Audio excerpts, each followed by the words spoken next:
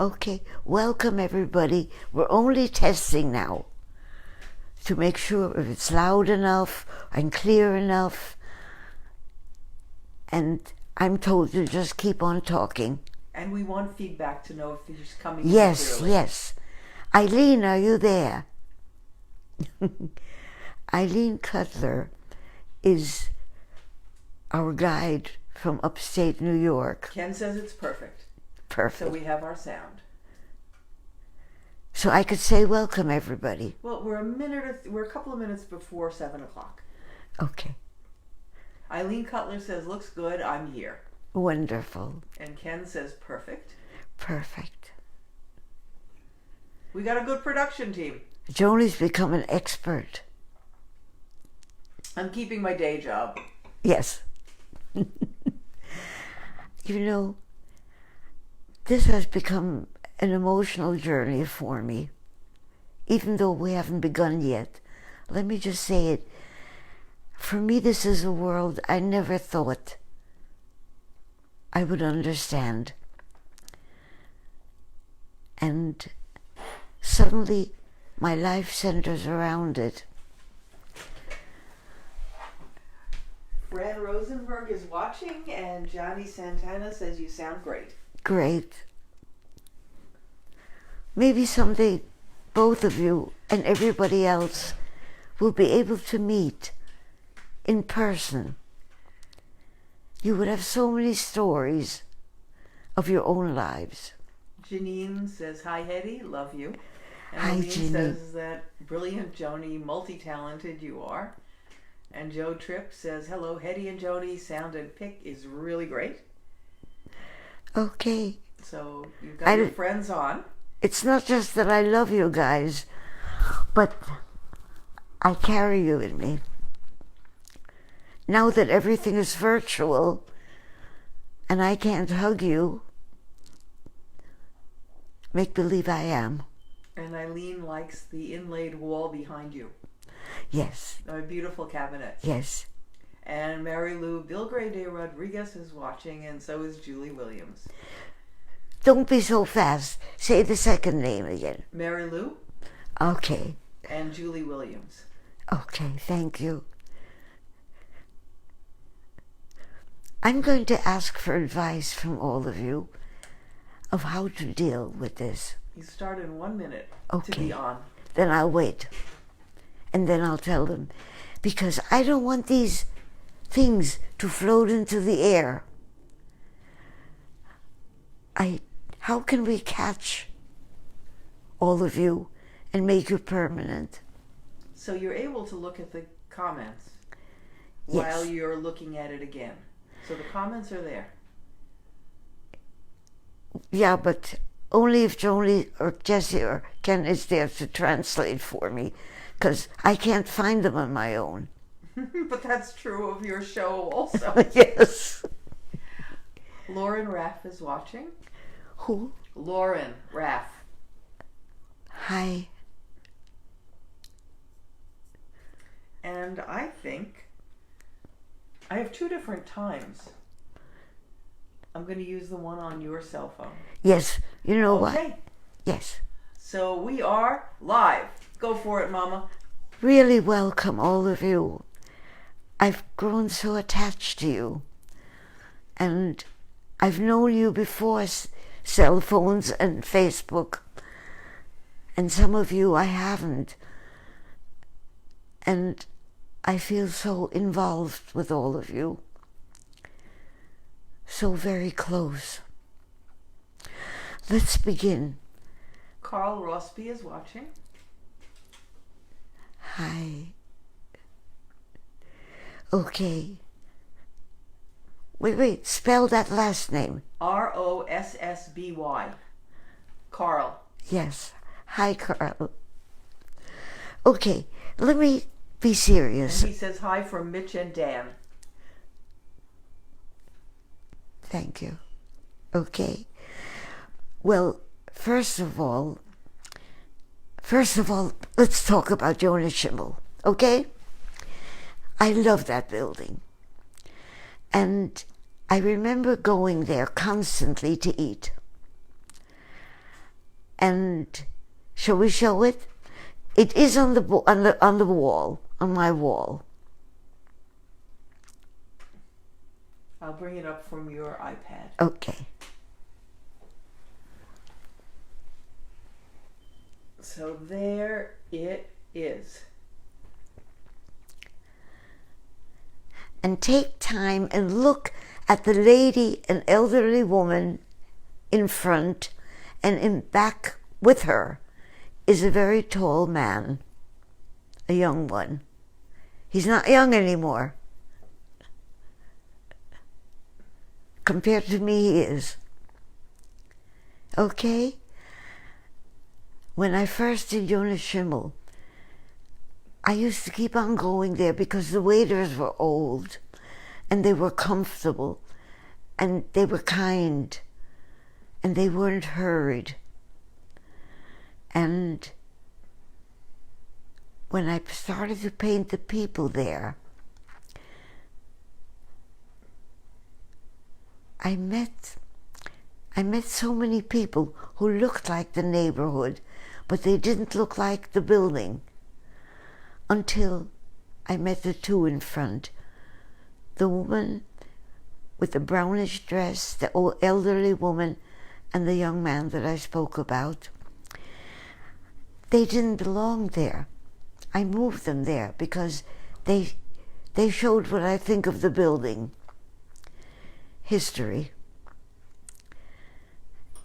As a matter of fact, I have to read to you what the man said.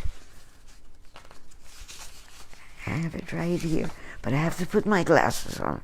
While you're doing that, Okay. Tracy Hefner says Tammy's wife is watching. She'll be on shortly. Oh, Meredith Romer is watching. And Carl Rossby says, I love the knishes there. And Mary Lou says, happy to see you and hear you again. Yee! Love you all. Okay, let me tell you about Peter Doft. I met Fanny Kaufman, and everything fell into place. She's the elderly woman in the brown pattern dress, and this is her story. And you know, when I met them in Great Neck, I think it was. It was Long Island. I came to America as Fanny Kaufman, age 10, in 1902. I came via Ellis Island. In those days, men and women were put into separate sections. I can still remember how my mother and I wept because we were afraid of never seeing my father and brother again. I was a typical greenhorn who could only speak Romanian and Yiddish. The idea of school taught in English loomed as a large obstacle. But from the first day, education and American schools brought an entire exciting world to me. We lived through years of watching arriving immigrants whose first step in the Lower East Side was a tea shop which my father had. There we heard news of relatives we had left behind. There was a person-to-person communication concerning relatives who might have arrived shortly before. We knew waves of Irish and Italian immigrants as they arrived. We learned to respect customs strange to us, but part of every nationality's heritage. My parents heard of a small tea house in Greenpoint, and we left the Lower East Side. I painted her grandson next to her. His name is Peter Doft, and he balanced the painting for me. Listen to what he said. 70 years after my grandmother left the Lower East Side, I came to Soho. I lived there while doing graduate work at the downtown campus of NYU. I wandered through the streets, remembering vaguely the stories told to me by all of my grandparents. I spoke to new waves of immigrants and watched the profiles change. I guess that when I left, the circle had come full time around. I'd like to tell you about Peter and his wife Jane. They came to visit me. And first of all, Peter is a judge. And I was not in awe of him, Otherwise, I would have been so away a judge. But he was so wonderful. And Jane gave me advice on how to deal with what I'm afraid of, which is computers. And she said, have somebody teach you as if you were special needs, because they use the correct language, and you are, because you've never dealt with these things before. You didn't get the background that children get now. Jane is watching. Jane, thank Jane you. is watching. Pat Haas is watching. Stephanie Michelle Burgos is watching, and Franklin Williams, and Lorraine Schwal is watching. And Lorraine, William thank Milon. you for the article, because what you wrote to me was like an article. And you know what it did? It made me sit down and write the story of Eric for you and Mark. I haven't finished yet, but thank you. And Tammy Smith just joined and says, hi, Hedy. Tammy, tell me again, do you love the Lower East Side like I do? I think you do, because she read the stories. I want to go and talk about something very special. I've been asked over and over again, why do you pick the Lower East Side when you've painted into so many wonderful areas? Why the Lower East Side? And I'm still looking for the answer. I think I found it in Peter and Jane Daft, that people who knew of it can't lose it. And I need to tell you about a wonderful thing that happened to me. I think I began last week, but couldn't finish it. When I met Johnny Santana, it was because I did a painting and of Delmonico's restaurant. You won't hear about it for a few months because it's way off in the distance, and I do one every week. And you now are only number 22. But he let me know, we're in correspondence since then, and he let me know that he and Willie, I wrote the names down,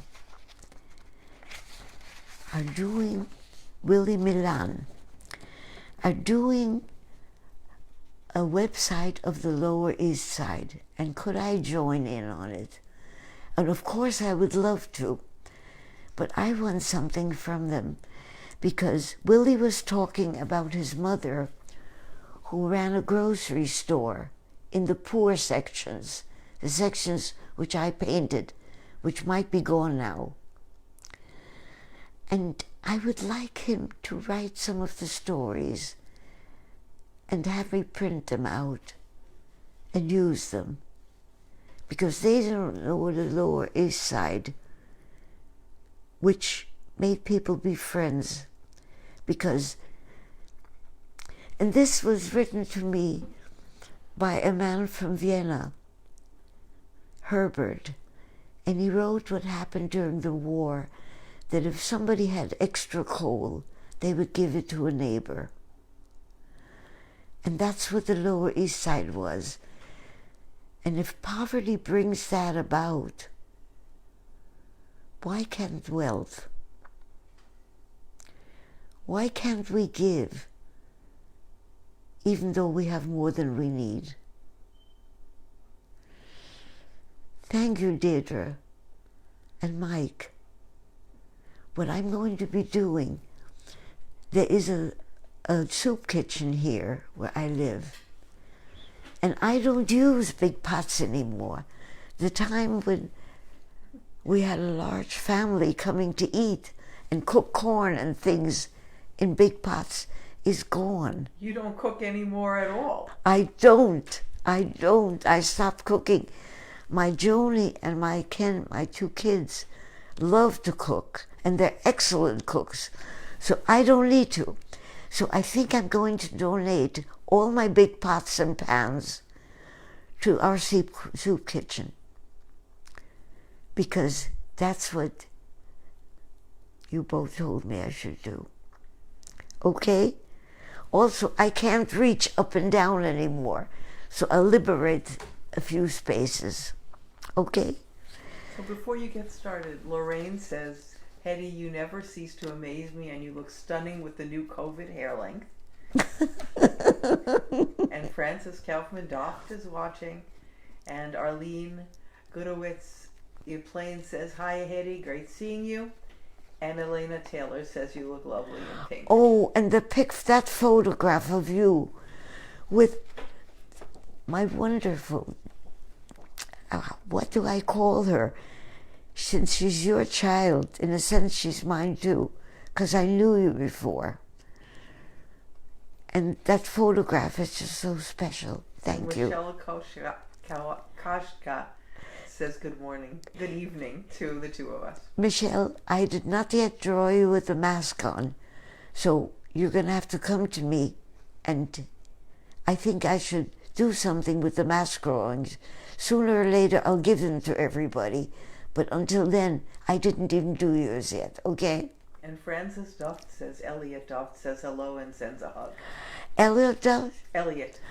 Oh, Elliot, I need something from you. I need a better photograph of when I did the grocery store that you were interested in. You never shopped there, but you saw the painting. Could you give me a better photograph? And I'll have Jessie put it into my website. Oh, I'm so glad you're there. Okay. And Linda Swearin is also there. Linda. Hi, Linda. But you can pronounce her last name better than I can. It means thread in German, except it's spelled different. Okay, I want to talk more about Loisada, which is Willie's and Johnny's website, where I want to speak in it. I'm lending them all my paintings to show, but I want stories from them of the Lower East Side that I painted.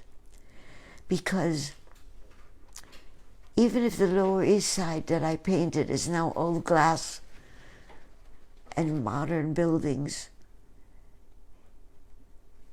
I went to a wonderful place the other day with Linda, and the wonderful place it sells things, people who are handicapped, like I am now. And Linda told them that I painted the Lower East Side, and she got the website for them on their computer, and they began to talk about the Lower East Side, and it was as if we formed a community. We didn't stop talking. So do you remember that song about Camelot? Camelot, Camelot. Willie, you're a musician. Make some about the Lower East Side. It could be Orchard Street, or it could be anything, but you're a musician. Give me a song. Okay? You and Willie talk about my Lower East Side on your website. Give me a song. I do have a song, and I listened to it. Loisaida. Pronounce it for me. Loisada. Let's make the Lower East Side be a part of American past, not where we conquered land or took neighborhoods away from the Redskins, as they call them, but among the people who came here. Okay? Okay, shall I get to my painting? Sure. Two things on notes. One is Frances Kaufman-Doft says, which painting is it that you want, Hedy? You know what? It's the one where we have a photograph of the two of you sitting, or maybe us also, sitting in front of a finished painting. Okay, and Deirdre Romer is watching. Hi, Deirdre, you're the one who gave me all the ideas of how to give. Okay, let me speak about my tree. And let me just see how much time I have. 15 minutes. I'm rich. Okay. First of all, I take trees personally, and I hope they're sort of a lesson for me of going on. Because every time there's a broken branch, another one pops up. Mary Lou, what you wrote about you being the branches, could we do that? Could all of you, like Mary Lou, become a branch of the strength of the people who came here? Because that's how I see it. Because I met you not when I was a refugee. That was in 1938. And the refugee was to Panama, which I'm going to be speaking about a little today, but a lot more next week. But then I got this from Janine. Tammy says she has a tree tattoo because trees are everything. Do you really? Maybe you need a tree tattoo, Mom. No, I'm too old for tattoo. But, wow. Tammy, really? Okay. But any of you who want to draw a tree and send it to me, I would love it. Okay. Now, let me tell you what Janine said. I am fascinated with your trees, and when something bad happens to me now, I just say to myself that a new branch will grow. This helps tremendously in helping me to deal with the pain. That got to me because it's her tree. I want this to be the tree of every one of you as you watch it grow. You see? Oh, it's still wet. I worked on the branches because by now the branches already have blossoms. I'm not able to be there, but I'm looking at other trees around me, and the branches have lives of their own. They never just come, they grow. If you look at your arms, hopefully if you have arms, you were born with them sticking out from your shoulders. Trees are not. They break through and they leave crusts around the breakage. Not interesting crusts. The interesting becomes when they're old. And what I'm going to be doing during next week, I will begin on the part that means the most to me, the base. I'm going to begin here because this goes near the ground. And I'm going to, in the neighborhood when I walk, use the way they push the ground open to drink the liquid underneath. I would like you to do what I'm doing. I'm trying to find the liquid which is hidden nowadays because I can't see you. I can't hug you. I am so lucky I'm with my daughter and I don't have to wear a mask with her because we're living with each other so very often. I'm waiting for the day when we conquer this illness which we put on other people without knowing it. But maybe we do know it. Maybe whenever we say a nasty word about somebody, we're hurting them. I had a wonderful morning with my grandchild Jesse when he installed, just like that. I had gone with him to buy a printer, and the salesman said, I said, show me that it works. And he said, I can't do that unless I install it. And I said, can't you install it here? And he said, that wouldn't help you any, because you'd have to unplug it and then install it in your home. So Jesse said, don't worry, I can do that. And I looked at him, because in order to install a machine, you have to be a professional. And I listened to him, though, because he had to go to work, and so we couldn't wait. And he installed it this morning, a few days later. And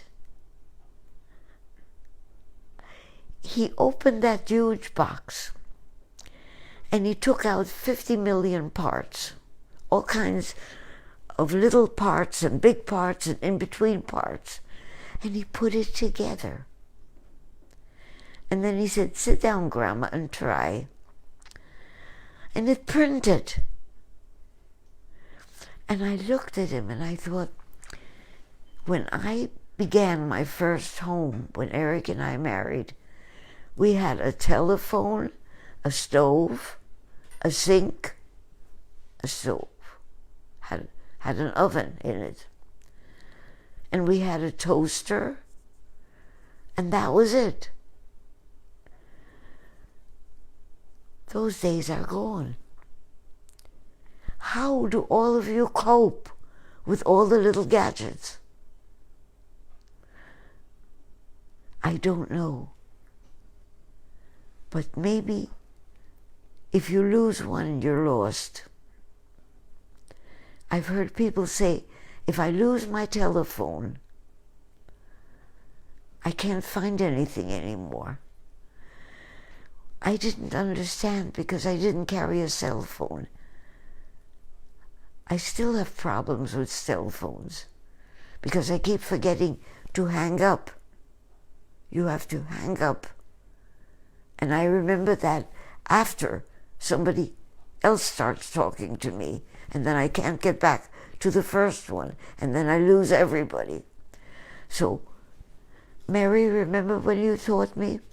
I need you back in my life. Okay? So Michelle says they now make jewelry using the tree as the symbol for family, the tree of life. Martha Bilski says, hi Hedy, you're looking good. And Michelle Kaushka says, this year's theme for Yom HaShoah was Words Kill. It was about how words altered the way people think long before the Holocaust. Yes. I need to talk a little bit about that program. And I have to thank Christopher and Hernan for introducing me to Lawrence Bernstein, who allowed me to speak about something last night. And Lorraine, that's what you and Mark watched.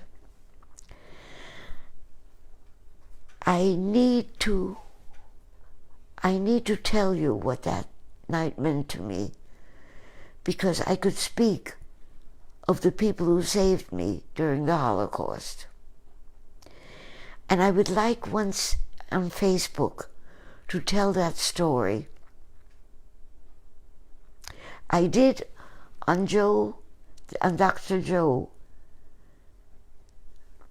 program once, And I realized that we need to know that the enemy is not the world.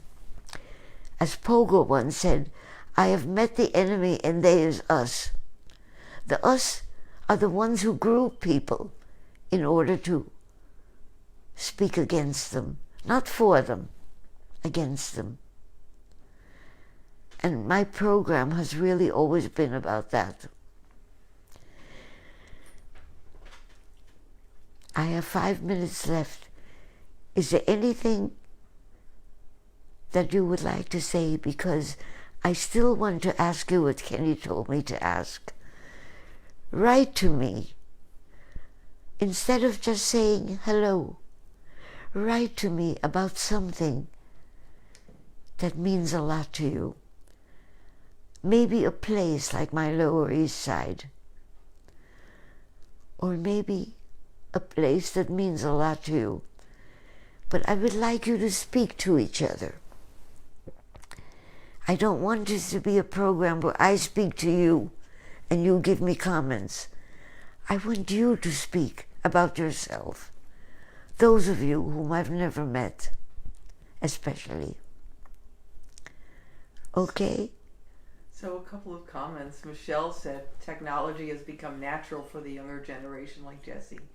And Martha Bilski says she would love to see your palette. Martha, if you wear a mask, you can come and see it. Okay? Let me talk to... I have to say something to Martha. Martha, you taught me 2 sentences that I live with. I'll need more from you, but those 2 sentences were about a professor when somebody wanted to know something about the universe. I forgot the question. And the professor said, it's none of your business. And I can't stop thinking of that sentence because maybe I'm allowing myself to make everything be my business. And it's overwhelming. And then the other thing that I have from you is when I asked you something, because Martha worked for Apple and is brilliant. She understands machines. And she said to me, you don't have to know. When you turn a light switch, do you have to learn everything about the wiring? It's behind the wall. You can never know everything. Martha says it's Dr. Goldstein, and the question is, what is the nature of God? Thank you. Oh, the question was, what is the nature of God? And he said, none of your business. I love it. And the other thing is that you told me, I can't understand what you know about the machineries. I call them the machines, and my son laughs at that because they're not machines. They're awesome. I only have 1 minute left. Can I just say I love you also? And I thank you so much. And I'm going to ask Lawrence Bernstein if I could borrow something from his program that gave me such freedom yesterday to speak about how I escaped the Holocaust. So William Miller, I guess that's Willie, said here's a link to a Loisaida song in Spanish. And Martha says, I love you. And Stephanie Michelle Burgos says, sometimes this crazy world burdens my heart. You are my peace on a Monday night. Love you. I'm so grateful. Jessie says you get to pick and choose what you want and don't want to know to learn about. And Michelle says, I love you and your family. Be well. Thank you. So what Jessie said, you get to pick and choose I what you know. want, and you don't want to know or learn about. Do I still have time to talk about Jessie? No. Next Oh, week. next week, okay. Goodbye. I'm going to wipe the tears from my eyes. but they're tears of happiness. Thank you. Thank you.